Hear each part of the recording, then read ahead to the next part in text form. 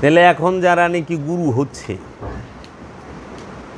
গুরু সাজতেছে, তারা কি মনোনীত নির্বাচিত গুরুর? গুরু অথরিটি দিছে সবাই রে না। আমাদের দেশে 100 জন পীর মাশায়েখ যারা আছেন, 100 জনের মধ্যে যদি সিলসিলা বিশ্লেষণ করেন, দেখবেন যে 90 জনই খেলাফত প্রাপ্ত না। 90 জনই পীর হয়ে গেছে কেমনে? নয় স্বপ্নে দেখা, আর নইলে পরে রুহানিভাবে হাতে হাত দিয়া মুরাকাবা মুশাহেদা বছরের পর বছর কইরা আপন মুর্শিদ থেকে বরদান, খেলাফত, বাক্য সেটা প্রাপ্ত না হইয়াই অলি হয়ে গেছে। মারফতি কিছু কথা মুখস্থ করছে, শুনছে, অলি হয়ে গেছে। এর জন্য এই সুফিবাদটা আমাদের সমাজের মধ্যে একটুটুক কলঙ্কিত হয়েছে, সমালোচিত হয়েছে। কারণ যে গুরুর অনুসরণ করে নাই, এর মধ্যে তো গুরুর রং আসবে না। যে গুরুর গোলামি করে নাই, সে তো গুরুর দাসত্ব করতে পারবে না, গুরুর গুণ গান গাইতে পারবে না। তো প্রভুর গুণ গান গাইব তার গোলামে, প্রভুর গুণ গান গাইব তার খলিফায়। আমাকে অনেক সময় অনেক জায়গায় জিগা আমার কত বকেও যাই এমনি, মানে মা মায়েরে তুই খালি বাবা বাবা করস, কার বাবা জাহাঙ্গীর, বাবা জাহাঙ্গীর। যে আমি করি, বাবা জাহাঙ্গীর আমার সাহায্য করো, বাবা জাহাঙ্গীর আমার দয়া করো, বাবা জাহাঙ্গীর তোমার কাছে চাই। কয় আমি এই জন্য করতে পারি কারণ আমি আমার গুরুর অনুসরণ করি। আমার গুরু সুরেশ্বরী বাবা দয়াল সুরেশ্বরী করে, কারণ বাবা জাহাঙ্গীর সুরেশ্বরী বাবার অনুসরণ করে। সুরেশ্বরী বাবা ফতে আলী ওয়াইসি করে, ফতে আলী বাবার অনুসরণ সুরেশ্বরী বাবাই করছে। ফতে আলী বাবা এইভাবে করতে করতে একদম মাওলা হাসান, মাওলা হুসাইন, মাওলা আলী কারামাল্লাহু ওয়াজহু এবং মহানবী মুহাম্মদ সাল্লাল্লাহু আলাইহি ওয়াসাল্লামের অনুসরণে আছে। এটা হলো আমাদের চেইন। আমরা একের সাথে অপরে বাঁধা, তাদের কোনো ভয় নাই। মুরিদও তো তাই। আমার বাবার তো লক্ষ ভক্ত আছে, হাজার হাজার মুরিদ আছে। তা হাজার হাজার মুরিদের মধ্যে তো আমি একা ডাকি না, অনেকই আছে আশিক প্রেমী ডাকে। তো বিষয়টা হইল এই, অনুসরণ জিনিসটা নাই। অনুসরণ না করলে রং আইব কই থেকে? এখন অনুসরণ না করে যদি স্বপ্নে দেখে রং আইব না, চুপ থাকবো কই থেকে? মুরাকাবা করে নাই তো, মুশাহেদা করে নাই। এখন মানুষ বুঝেই না পীর দরুম কি রে। মানুষ মনে করে কি এখন যে পীর দরুম কেন, আর পীর ধরলেই আমি পার, মানে পীর ধরছি শেষ, আর কিছু করণীয় নাই। পীর ধরছি বাস, মরণকালে দেখা দিও ভুইলা যাইও না, বিলাপের কান্দন কান্দে। মারা যাওয়ার পরে রাখবে না গড়ে, আসিবেন মুর্শিদ গো রসুলকে নিয়ে, দেখিব আমি হৃদয় জুড়াইয়া। মারা যাওয়ার পরে রাখবে না গড়ে, আসিবেন মুর্শিদ গো। মরণের পরে মুর্শিদ আইলে আমি দরকারটা কি? না, দরকার তো মরণের আগে, কারণ হেদায়েত হইব মরণের আগে, মরণের পরের তো হেদায়েত নাই। আবার কইতেছে আসিবেন মুর্শিদ গো রসুলকে নিয়ে, তাহলে মুর্শিদ কেরা আর রসুল কেরা? আলাদা। তা এখন যে গুরু শিখাইতেছে মুর্শিদ গো রসুলকে নিয়া, হ্যাঁ তো মুর্শিদ আর রসুলের ভেদ বুঝে নাই। যিনি ওলিয়ে কামেল তিনি আল্লাহর রসুল কোরআন দর্শনে, যিনি কামেল মুর্শিদ তিনি আল্লাহর রসুল। এই রসুল দ্বারাই আল্লাহ হেদায়েত জারি রাখছে, এই রসুল দ্বারা। এর জন্য এই অখণ্ড ভারতে অনেক শক্তিশালী একজন রসুলের নাম হচ্ছেই সুলতানুল হিন্দ, হাজা হাবিবুল্লাহ, মাতাফি হুব্বুল্লাহ, শাহিন শাহ ওলি, আফতাব ওলি, খাজা মঈনুদ্দিন চিশতি আজমিরি আলাইহিস সালাতু ওয়াস সালাম। তিনি এই অখণ্ড ভারতের রসুল, যার দ্বারা এই আজ থেকে 900 বছর আগে এই অখণ্ড ভারতেই রবের আয়াত তেলাওয়াত করা হয়েছে। রবের তরফ হইতে মানুষের নফসকে পবিত্র করা হয়েছে। রবের তরফ থেকে খাজা গরিবে নেওয়া যায়, সেই অখণ্ড ভারতের মানুষকে কেতাবের জ্ঞান দিয়েছে, হেকমত দান করছে। আরব থেকে কেউ আইসা দেয় নাই, সুলতানুল হিন্দে দিছে, পাকিস্তানের দাতা লাহুরি বাবাই দিছে। এখন পাকিস্তান কিন্তু ইয়ামল অখণ্ড ভারত। পাকিস্তান হয়েছে কত 70-80 বছর হয়েছে, হয় নাই মনে হয়, এরকমই হয়েছে, তাই না? 47 হয়েছে তাইলে। কিন্তু এর আগে তো অখণ্ড ভারত।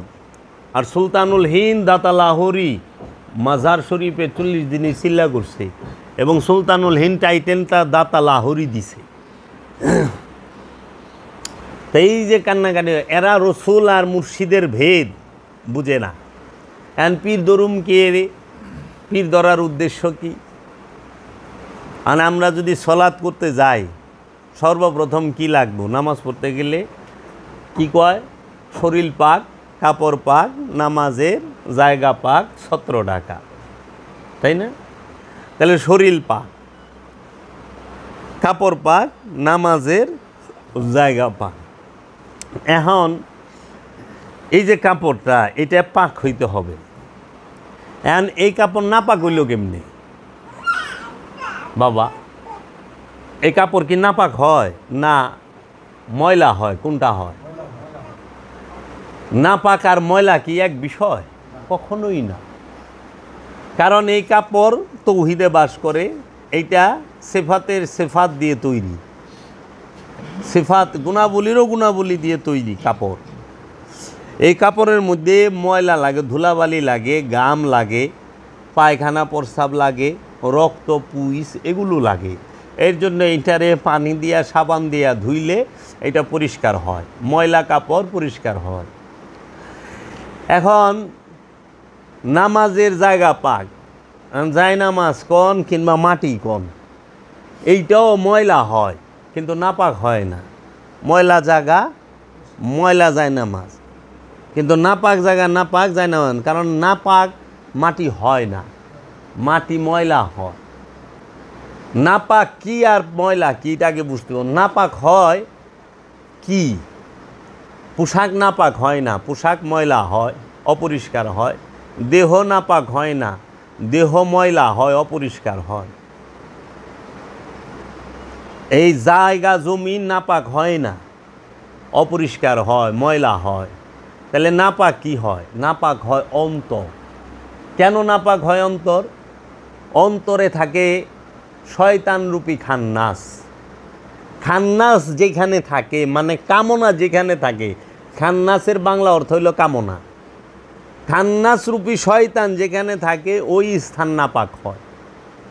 এর জন্য আপনি দেখবেন পানি দিয়া সাবান দিয়া কাপড়টা পরিষ্কার করা যায় ধুইয়া, পানি সাবান দিয়া জায়নামাজটা ধুইয়া পরিষ্কার করতে পারবেন, পানি সাবান দিয়া ধুইয়া দেহটা পরিষ্কার করা পারবেন, পানি সাবান দিয়া ধুইয়া মাটিতেও পরিষ্কার করতে পারবেন। কিন্তু পানি আর সাবান দিয়া কোনো দিন কলব পরিষ্কার করতে পারবেন না, নফস পরিষ্কার করতে পারবেন না। কারণ কলব নিরাকার, নফস নিরাকার। নফসকে ধরা যায় না। ধরা যায় তাহলে তো মানুষ মরবারি দিত না, বাইন্দা রাখতো দেহের লগে। সারা জীবন জানি আল্লাহ নিরাকার, ওখানে দিই মানুষও নিরাকার। তাই আমার দয়াল মুর্শেদ বাবা জাহাঙ্গীর কইছে, দেহের মাপ তো 3.5 হাত, প্রাণের মাপ কয় হাত, নফসের মাপ কয় হাত। দেহ থেকে নফসটা বাইরে গেলে দেহটা হয়ে যায় লাশ। আর এই লাশের সমলি দিয়া অথবা সুতা দিয়া মাইপা 3.5 হাত যার যার হাতের মাইপা নিয়ে একটা কবর খুদে, মাটির গর্ত খুদে। কিন্তু এই দেহের থেকে যে প্রাণটা ছড়িয়ে গেল তার আকার কয় হাত, সে দেখতে কেমন, এইটাই তো আমরা পাইলাম না। তাইলে পীর ধরার মূল উদ্দেশ্য হইল কলবকে পবিত্র করা। কলব কখনোই সাবান দিয়া পানি দিয়া ধোয়া যায় না। কলব কখনোই তায়াম্মুম কইরা পরিষ্কার করা যায় না। আর দেহরে পরিষ্কার করবেন, দেহের বাইর পরিষ্কার হবে, চামড়ার বাইরে ময়লা লাগলে পরিষ্কার, আর দেহের ভিতরে যা আছে সবই তো পরিষ্কার। এই দেহের ভিতরে পায়খানার থলি আছে, মূত্রথলি আছে, থলি আছে না? তাহলে পায়খানা সেটা তো ময়লা, অপরিষ্কার, নোংরা, প্রস্রাব অপরিষ্কার। তো আমার জিন্দা জীবিত ডাস্টবিন এই দেহ, এই দেহের মধ্যে যা আছে, রক্ত শরীয়তের দৃষ্টিতে নাপাক, বীর্য শরীয়তের দৃষ্টিতে নাপাক, পায়খানা শরীয়তের দৃষ্টিতে নাপাক, প্রস্রাব শরীয়তের দৃষ্টিতে নাপাক, বমি শরীয়তের দৃষ্টিতে নাপাক, সবই তো নাপাক, থুথু, তাই না?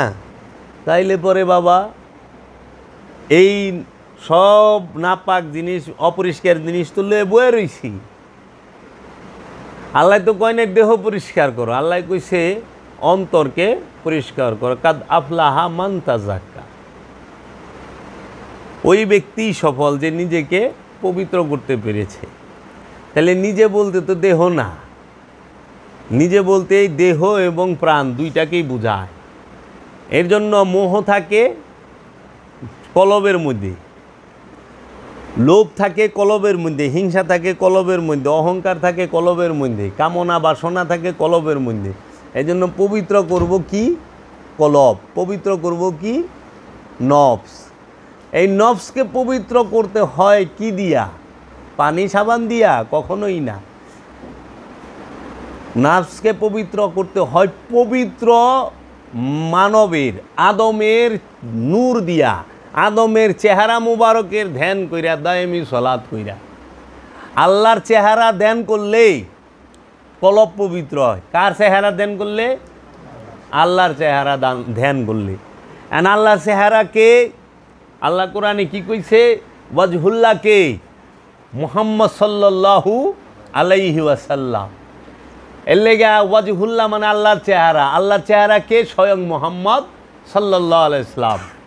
তাই কইছে যে আমি, আল্লাহ নিজে কইছে, আল্লাহর হাবিব নিজে কইছে হাদিস শরীফে যে খলাকাল্লাহু আদামা আলা সূরাতিহি, আল্লাহ আদমকে তার নিজ সূরতে তৈরি করেছেন। আল্লাহ বলছে, হে আমার হাবিব, যে আপনার হাতে হাত দিয়া বায়াত হইল সে আমার হাতে হাত দিয়া বায়াত হইল। হে আমার হাবিব, যে আপনাকে অনুসরণ করলো সে আমাকেই অনুসরণ করলো। হে আমার হাবিব, যে আপনাকে মহব্বত করলো সে আমাকে মহব্বত করলো। তাহলে আল্লাহর চেহারা কে? আদম। আল্লাহর চেহারা কে? মুহাম্মদ সাল্লাল্লাহু আলাইহি ওয়াসাল্লাম। এই আল্লাহর চেহারার ধ্যান করে ওয়াইস আল কারনি, সে তার কলবকে, নফসকে পুত পবিত্র করে লাহুত রাজ্যে প্রবেশ করেছেন। মাওলা আলীর চেহারা ধ্যান করলে, মাওলা আলীর চেহারা কি? আলী কারামাল্লাহু ওয়াজহু। মাওলা আলী হচ্ছে আল্লাহর কারাম, দয়া, রহমত, নিয়ামত, হেকমতের চেহারা। মাওলা আলীর চেহারা মুবারক কি হইল? আল্লাহ রব্বুল আলামিনের নূরের চেহারা, দয়ার চেহারা, রহমতের চেহারা, হেকমতের চেহারা, কারামতের চেহারা। এই চেহারার ধ্যান করলে তখন যায় কলব আর নফস পবিত্র হবে। এর জন্য নামাজ পইরা কলব পবিত্র করা যায় না। শুধু নামাজ পইরা কলব পবিত্র করা যাবে না। কোন নামাজে? এই আনুষ্ঠানিক নামাজে। দায়েমি নামাজ পইরা, দায়েমি নামাজ কইরা কলব পবিত্র হইব। দায়েমি সলাৎ কইরা কলব পবিত্র হইব। দায়েমি সলাতে কি থাকে? আল্লাহর ওলি থাকে, আল্লাহর ওলির চেহারা থাকে, আল্লাহ রসুলের চেহারা থাকে, পাক পাঞ্জাতনের চেহারা থাকে। এর জন্য দায়েমি নামাজ মানেই হচ্ছে মুর্শিদের সাথে সলাৎ করা, মুর্শিদের চেহারার ধ্যান করা। এই মুর্শিদের চেহারার ধ্যান করলে, রসুলের চেহারার ধ্যান করলেই দায়েমি সলাৎ হয়। এই রসুলের চেহারার ধ্যান করলে, দায়েমি সলাৎ করলেই সে কি করে? তার কলব পবিত্র হয়। কিন্তু দায়েমি সলাৎ বাদ দিয়া আপনি যদি শুধু আনুষ্ঠানিক সলাৎ করেন, 5 ওয়াক্ত নামাজ করেন, আপনার কলব জীবনও পবিত্র হবে না। তার দলিল কোথায়? আমরা দেখছি এজিদ 5 ওয়াক্ত নামাজ পড়ছে, অনেক নফল নামাজ পড়ছে, কলব পরিষ্কার হয়েছে জিদের? না। আচ্ছা, মামুনুর রশিদ, হারুনুর রশিদ, মুতাওয়াক্কিল, মুতাসিম বিল্লাহ, যারা আওলাদে রসুলদের খুনি, আওলাদে রসুলদের খুন করছেন, তাহারা 5 ওয়াক্ত নামাজ পড়তো, কিন্তু কলব পরিষ্কার হয়েছে? হয় নাই। আপনি যা দেখেন মীর জাফর 5 ওয়াক্ত নামাজ পড়তো, মীর সাদেক 5 ওয়াক্ত নামাজ পড়তো না? তো কি কলব পবিত্র হইছে? এই যে হাজার হাজার কেজি বোম মারলো এই যে জঙ্গিরা, এরা 5 ওয়াক্ত নামাজ পড়ে না? এখন কলব পবিত্র হইছে না। আপনি যা দেখেন এই যে যে আমাদের দেশে যারা নাকি বড় বড় এইগুলো ধরা পড়লো, যারা এই যে বোম দিয়া মানুষ মারে, এরা 5 ওয়াক্ত নামাজ পড়ছে। কিন্তু বাংলা ভাই, ওই যে ডক্টর গালিব, হ্যাঁ, মুফতি হান্নান, এরা যে আইলু, কি তাগো কলব পবিত্র হইছে? হয় নাই। আচ্ছা, আমাদের দেশে আপনাকে গ্রামগঞ্জে যারা নাকি সুদ খায়, হেরা আমি দেখি আমার এহেনও আছে, আত্মীয় স্বজনের মধ্যেও আছে যে সুদ খায়, 10 টাকা হারে, হেরাও 5 ওয়াক্ত নামাজ হজ কোরবানি করতেছে, কিন্তু কলব তো পবিত্র হচ্ছে না। তো এর জন্য বললাম যে আনুষ্ঠানিক আবাদত দিয়া কলব পবিত্র হয় না, দায়েমি আবাদত করলে কলব পবিত্র হবে। অবশ্যই সলাৎ করতে হবে, সেই সলাৎটা হইল দায়েমি সলাৎ। এর জন্য আল্লাহ কুরআনে সূরা সাবার 46 নম্বর আয়াতে বলছে, তোমরা সলাতে দাঁড়াও প্রথমে জোড়ায় জোড়ায়, তারপরে একা একা। তোমরা রুকু করো রুকুকারীর সাথে সূরা বাকারায়, তোমরা সেজদা করো সেজদাকারীর সাথেই, প্রথমে জোড়ায় জোড়ায় তারপরে একা একা। তোমরা তাহাজ্জুদ করো, তাহাজ্জুদ শব্দের অর্থ হইল সাধন প্রচেষ্টা। মধ্যরাত পার হয়ে গেলেই তাহাজ্জুদ করে গভীর রাতে, মানে আরামের ঘুম হারাম কইরা আল্লাহ রব্বুল আলামিনের সাথে, আল্লাহর রসুল রাহমাতাল লিল আলামিনের সাথে সংযোগ যোগাযোগ প্রচেষ্টাকে একটু বেশি চেষ্টা করে যারা, তাদেরকেই বলা হয় সাধক, সাধন প্রচেষ্টা। যে তারা সব সময় নিজেকে রসুলের কাছেই সাত্তাছে, রসুলের কাছে সমর্পণ করতেছে, হে আমার রসুল, আমার ইচ্ছাটাকে আপনি জাকাত হিসাবে নিয়ে নেন, আমি আমার ইচ্ছাটাকে আপনার কাছে জাকাত দিতে চাই, আপনি দয়া করে কবুল করেন। আমার ইচ্ছাকেই আমি আপনার কাছে কুরবানি করতে চাই, আপনি দয়া করে আমার এই কুরবানি গ্রহণ করেন, কবুল করেন। তো এই কুরবানিটা যখন রসুলের কাছে করতে পারে তখন যায় কামিয়াব। এর জন্য আমরা পীর ধরি, কিসের জন্য? নফসকে এবং কলবকে কামনা শূন্য করে, পুত পবিত্র করে, সেই কলব এবং নফসকে রবের মহানূরের মাঝে ফানা এবং বাঁকা করার জন্য, বাঁকা অবস্থানের জন্য। ফানা মানে বিলীন হয়ে যাওয়া, বাঁকা মানে স্থায়ী হয়ে যাওয়া। এর জন্য আমরা পীর ধরি। এখন কি করে? পীর ধরছে, মুড়ি দিছে, পীর সাবে কয়ে দিছে, যা এক কাম কর, 5 ওয়াক্ত নামাজ পড়িস, তসবিহ তাহলিল করিস, হ্যাঁ, আর ওই যে অনুষ্ঠানের দিন আহিস, এত তারিখে অনুষ্ঠান হয়, উরসে আহিস। এই অহনে যাইবার লইছে, অনেক পীর ধরছি আমি কেরানীগঞ্জে চুনকুটে, এখন নামাজ পড়ি আমি আমার এলাকার ইমাম সাহেবের পিছে, যাই কবে লইছে বিহাজাল ইমাম। তাহলে তোমার পীর কি? প্রত্যেকের আপন মুর্শিদ তার ইমাম, আপন পীরই তার ইমাম। যে গুরু ধরছে সে আর কোনোদিন কইতে পারে না বিহাজাল ইমাম, এই ইমামের পিছে অন্যজনে। তাহলে মুরিদগিরি থাকে না তো, ভাঙ্গা যায় তো। কে শিখাইব? আমি কি আল্লাহরে খুশি করুম না সমাজ খুশি করুম? আমার কারে দরকার? আল্লাহ, আল্লাহ রসুল দরকার না? আমি রসুলকে খুশি করতে চাই, আমি রসুলের ইচ্ছা মতো চলুম, আল্লাহর ইচ্ছা মতো চলুম, আমি তো সমাজের মানুষের ইচ্ছা মতো চলুম না, চলুম।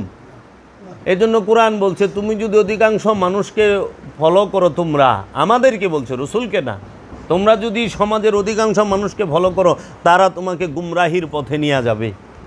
অধিকাংশ মানুষকে ফলো করা যাবে না, যে এখানে বেশি মানুষ তাকে ফলো করি না, ওলিয়ে কামেলকে অনুসরণ করতে হবে। ওই আয়াত রসুলের লেগা না, আমাগো লেগা, আমানুর লেগা, মানুষের লেগা, নাসের লেগা, ইনসানের লেগা। ওই আয়াত রসুলের লেগা না। রসুল আবার কারে অনুসরণ করব? নবী কারে অনুসরণ করব? কারণ নবী নিজেই কেন্দ্রবিন্দুতে অবস্থান করে, নবী হয়ে আগমন করে, রসুল হয়ে আগমন করে। তো তিনি আবার কারে অনুসরণ করব? তিনি অনুসরণের কেন্দ্রবিন্দুতে অবস্থান করেন, তাকে কেন্দ্র করে অনুসরণ। এর জন্য তুমি সমাজের অধিকাংশ মানুষ, এই যে পাড়া মহল্লার মানুষগুলো, আরে এই কিরি ব্যাপার, আমাকে কয় না, দেখি না, আস না ব্যাপার কি, এই তুই তো বালাও লোক না, এই না সেই না। তাহলে কি কই আহি না কি রে, কারণ আল্লাহ কইছে যে সলাৎ করে হ্যাঁ পাপই করা পারে না, হ্যাঁ আল্লাহ পাপ থেকে বিরত রাখে, এটা আল্লাহ প্রতিশ্রুতি, ইন্না সলাতা তানহা আনিল ফাহশাই ওয়াল মুনকার। তো চাচা মিয়া আপনি সুদ খাইতে খাইতে আর ঘুষ খাইতে খাইতে আপনার আগে দাঁড়িয়ে আছিল না, ওখানে দাড়ি রাখছেন, সাদা হয়ে গেছে গা, সাদা দাঁড়িয়ে জর্দার রং মাইরা লাল করছেন, তারপরও আপনি ঘুষ ছাড়তেছেন না, আবার 5 ওয়াক্ত নামাজও পড়তেছেন, সুদ সারা পারতেছেন না, 5 ওয়াক্ত নামাজও পড়তেছেন, হক মাইরা গেছে, বইনের ওয়ারিশ সম্পত্তি দেয় নাই, ভাইয়ের ওয়ারিশ সম্পত্তি দেয় নাই, বাইকনার ওয়ারিশ দেয় নাই, বাইস্তার ওয়ারিশ দেয় নাই, দেয় না। আত্মীয় স্বজনের সীমানা 4টা থাকে তো, উত্তর দক্ষিণ পূর্ব পশ্চিম, 4 জনের লোকে গুতাগুতি আইল লইয়া আপনি হেই লুক, আপনি গেছেন এর লেগে আমি যাই না চাচা। কে রে, আমি শুধরাইতে দেখলাম না তো, কিন্তু কোরআন তো কইছেন না সলাতা তানহা আনিল ফাহশাই ওয়াল মুনকার, নিঃসন্দেহে সলাৎ পাপ কাজ হইতে বিরত রাখবে। তুমি যা দেখো গা ওলিয়া কামেলের একজন সাধক মুরিদ যে আসলেই মুসল্লি, তাকে যা দেখো সেই কাহারও সম্পদ মাইরা খাওয়া তো দূরের কথা, নিজের সম্পদ মানুষের লয়ে গেছে ওইটারই হিসাব রাখে নাই। সে সুদ ঘুষ খাইব তো দূরের কথা, সে নিজের সম্পদ বিলাইতে বিলাইতে নিঃস্ব হয়ে যায়, সে মানুষের সেবায় নিয়োজিত। যায় দেখো আছে, মানুষকে অনেকভাবে সেবা করা যায় বাবা। সবচেয়ে উত্তম সেবা হলো খাবার দিয়া, জ্ঞান দিয়েও সেবা হয়, বিদ্যা দিয়া সেবা করা যায়, চিকিৎসা দিয়া সেবা করা যায়। এই সেবাগুলো সব ধর্মের মধ্যে শ্রেষ্ঠ, এবং এইটাই সবচেয়ে পুণ্যের কাম কইছে।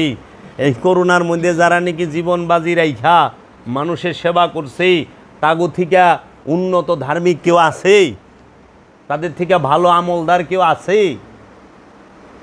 ঘরের ভিতরে জিকির করা সহজ, কিন্তু করোনার মধ্যে একজন করোনা রুগীর চিকিৎসা দেওয়া এটা বড় কঠিন, নিজের জীবন বাজি রেখা তো করে নাই সারা বিশ্বে। তুমি কি এই অবদান ভালাই দিতে পারবা? জ্ঞান দিয়া করে, বিদ্যা দিয়া করে, তথ্য দিয়া করে, এর জন্য সেবার মন মানসিকতা থাকতে হবে। তো কাজেই পীর দড়ি গিয়ে এটাই বুঝে না, আর পীর দড়ি কলবরে পবিত্র করা, কলব কিটা বুঝে না, কলব বান্ধবদের নিচে, এটা হলো রূপর। এই তুই থাকা ভালো, আস্তে আস্তে সাধন ভোজনের একটা পর্যায়ে গেলে আপন গুরু কয়ে দিব কলব কি পবিত্র হইছে না হয় নাই। এর লেগা পবিত্র কার ধ্যান করলে পবিত্র হইবেন? আল্লাহর চেহারা। শয়তানের চেহারার ধ্যান করলে পবিত্র হইবেন? যার মধ্যে কামনা আছে সে কি আল্লাহর চেহারা না শয়তানের চেহারা? আর যার মধ্যে রহমত আছে সে আল্লাহর চেহারা। এর জন্য কামনা বাসনা যুক্ত লোকের কাছে কেউ যদি মুরিদ হয়, সে তার ধ্যান করলে হ্যাঁ কামনা বাসনা যুক্তই থাকবে, কারণ ধ্যান করছেন যার স্বভাব তো তারই হইব। ওখানে মাছ পানির মধ্যে সারাক্ষণ থাকে, পানি ছাড়া মাছ বাঁচতে পারে না, পারে? পানির থেকে উঠাইলে সে ছটপট করে মরে যায়।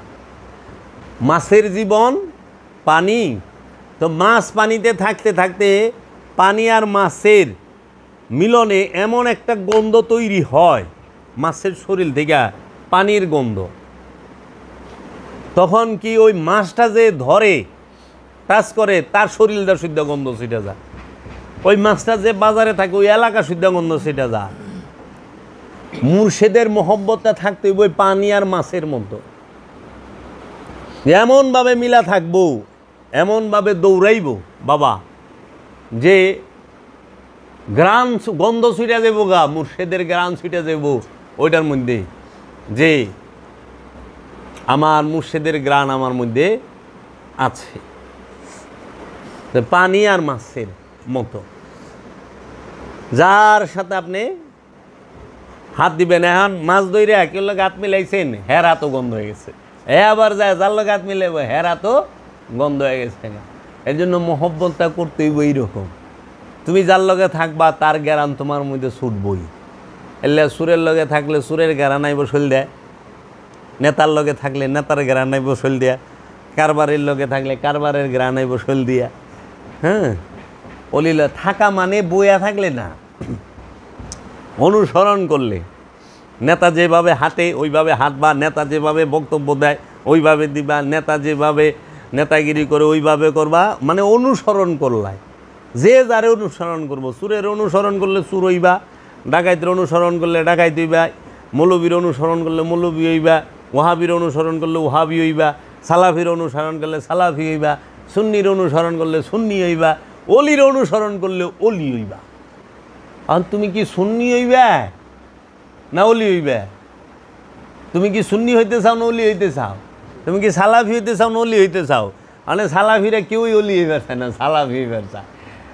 সুন্নিরা অলি হইবার চায় না, সুন্নি হইবার চায়। আমার তো সুন্নি উদ্দেশ্য না, আমার উদ্দেশ্য এবং লক্ষ্য হইল কামালিয়াত অর্জন করা। কামেল, কামেল বাংলা শব্দ হইল পরিপূর্ণ। কুল্লু জাহেজ মানে সমস্ত কিছু সঠিক হইছে, কুল্লু কামেল সমস্ত কিছু পরিপূর্ণ, কোনো অপূর্ণতা যার মধ্যে নাই সে হইল কামেল। কোনো প্রকার অপূর্ণতা নাই। অনেকের আছে অনেক রিপু নাই কিন্তু একটু লোভ আছে, তাহলে কামেল না, মানে একটু আছে, অন্য সব ভালো। অনেকের আছে অনেক কিছু সব নাই কিন্তু একটু অহংকার আছে, মানে পরিপূর্ণ। তাহলে আমরা এই বিষয়গুলো পীর কি এর ধরুন, এটা হলো মূল। আমাকে দরকার এইটা, এই আলোচনা। আচ্ছা, আমরা যারা পীর ধরছি, পীর ধৈরা কী করুম এটাও আমাকে জানার বিষয়। পীর ধরছি, আমাকে কর্ম শেষ না, কর্ম আরও বাইরে গেছে। অনেক গুরুর অনুসরণ করতে হইব, গুরুর বাড়িতে যাইতে হইব, গুরুর সহবতে থাকতে হইব, গুরুর খেজমত করতে হইব। সেটা আর্থিক হোক, মানসিক হোক, শারীরিক হোক, কর্মের দ্বারা হোক, জ্ঞানের দ্বারা হোক, বুদ্ধির দ্বারা হোক, যেভাবেই হোক গুরু সেবা, গুরুর বাড়ির যে মুসাফির আইব তাগো সেবায় থাকতে হবে।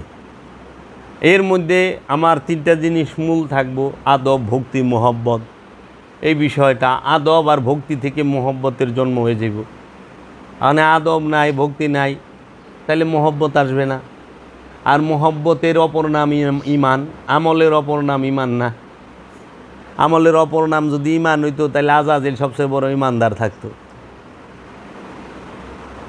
তাই না? মোহব্বতের অপর নাম ইমান। যার রসুলের প্রতি যে যত বেশি মোহব্বত, তার ইমান তত বেশি গভীর। আর যে মোহব্বত করে রসুলরে এবং রবকে এবং অলিদেরকে, তারা কোনো দিনও জাহান্নামে যাইব না। আর যারা মোহব্বত করে না অলিদেরকে, রসুলকে, রবকে, কিন্তু প্রচুর আমল করে, গ্যারান্টি সহ জাহান্নামে যাইব। আমল দিয়া জান্নাতও পাইবেন না, আমল দিয়া মুক্তিও পাইবেন না। মোহব্বত দিয়া জান্নাতও পাইবেন, মুক্তিও পাইবেন। এর জন্য মোহব্বতের সাথে আমল করতে হবে। নামাজে খারাইছি, নামাজ কোনো ডিউটি না, সলাৎ কোনো ডিউটি নয়। হ্যাঁ, সলাৎ হচ্ছে মোহব্বত। সলাৎ কি? মোহব্বত। সলাতের অপর নামই হলো মোহব্বত। সলাতের অপর নামই মোহব্বত। এর জন্য সলাৎ অর্থ সংযোগ, যোগাযোগ, প্রচেষ্টা। সলাৎ শব্দের অর্থ কুমর ডোলায়া নাচা। সলাৎ শব্দের অর্থ একটি বেদকে দুই মাথা একত্রিত করা। সলাৎ শব্দের অর্থ লাফায়া জিকির করা। এইরকম অনেক অর্থ আছে সলাতের। তো কাজেই সলাতের অপর নামে মোহব্বত। মোহব্বত যেহেনে নাই, উঠা বসায় আর এই নত হওয়ায় কোনো ফায়দা আসবে না, কোনো ফায়দা আসবে না। চেহারা দুই প্রকার, একটা নফসের চেহারা, একটা দেহের চেহারা। সলাতের চিহ্ন ফুইটা ওঠে নফসের চেহারায়, নফসের মধ্যে, এই দেহের মধ্যে না, দেহের চেহারায় না। অনেক দেহের চেহারায় কপাল কালা করে ঘুরলে কাম হইব না, ওটা ফাঙ্গাস, তাই না ভাই? আপনারা একটা আলোচনা করছিলেন। আমার এই ভাইয়া হাফেজ, মাওলানা এবং ঢাকা ইউনিভার্সিটি থেকে মাস্টার্স করা কমপ্লিট, ভালো তার এই আছে যে কোরআন হাদিস এবং আপনার সম্পর্কে, সুফিবাদ সম্পর্কে খুব ভালো তার চর্চা আছে এবং এই পথেও চলাফেরা আছে। তো তাহলে তারা পড়াশোনা করছে, আমরা মাদ্রাসায় পড়ছি, আমরা কি দেখি নাই যে কোন জিনিসটার মধ্যে মুতমাইন হওয়া যায়? আমাদের মূল উদ্দেশ্য নফসকে মুতমাইন করা। দেহ চুপ করে বয়ে থাকে, মন চুপ করে বয়ে রয়েছে, মন দৌড় পারে না। তো সলাতের মূল উদ্দেশ্য মনকে স্থির করা। মন যে তুই স্থির না হইব তুই সলাৎ হবে না। লা সলাতা ইল্লা হুজরি বিকাল।